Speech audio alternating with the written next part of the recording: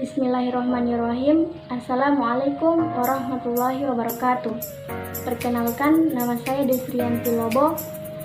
Saya kuliah di IAIN Sultan Amali Gorontalo, Fakultas Ilmu Tarbiyah dan Keguruan, jurusan Manajemen Pendidikan Islam, semester 4.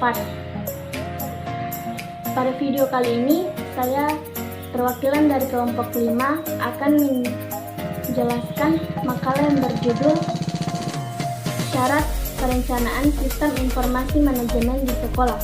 Yang pertama, pengertian Sistem Informasi Manajemen Pendidikan.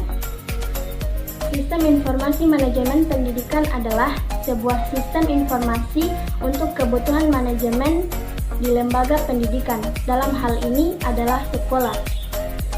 Sekolah yang dapat di-cover dengan SIMDIK ini adalah sekolah TK, SD, SMP, SMA, dan sederajat. Sistem Informasi Manajemen Pendidikan merupakan perpaduan antar sumber daya manusia dan aplikasi teknologi informasi untuk memilih, menyimpan, mengolah, dan mengambil kembali data dalam rangka mendukung kembali proses pengambilan keputusan dalam bidang pendidikan.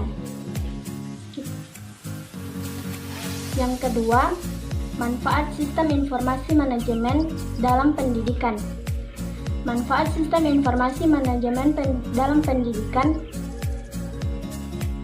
mencakup banyak sektor, diantaranya yang pertama, hal koneksi atau setting, yang kedua pengelolaan kesiswaan, yang ketiga pengelolaan akademik, yang keempat pengelolaan data guru dan karyawan, yang kelima pengelolaan keuangan sekolah, yang keenam pengelolaan dan penertiban administrasi perpustakaan, yang ketujuh bank sekolah. Manfaat sistem informasi manajemen untuk sekolah yaitu membantu dalam pelaksanaan manajerial sekolah. Contoh, seperti halnya pada saat penerimaan murid baru, di mana sistem informasi manajemen ini memudahkan calon siswa untuk mendaftar ke sekolah tersebut. Selanjutnya akan dilanjutkan oleh teman saya. Assalamualaikum warahmatullahi wabarakatuh.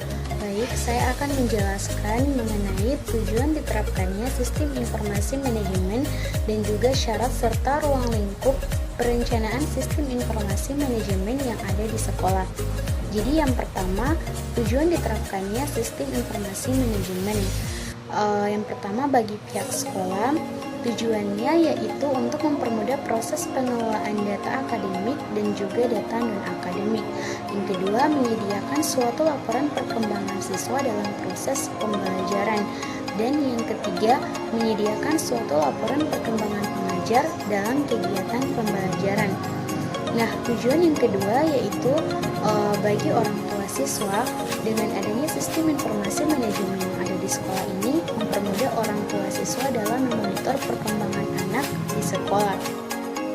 Yang ketiga yaitu tujuan sistem informasi manajemen bagi siswa itu sendiri. Yang pertama, menyediakan suatu media bagi siswa untuk memantau perkembangan baik dari sisi akademik maupun non-akademik.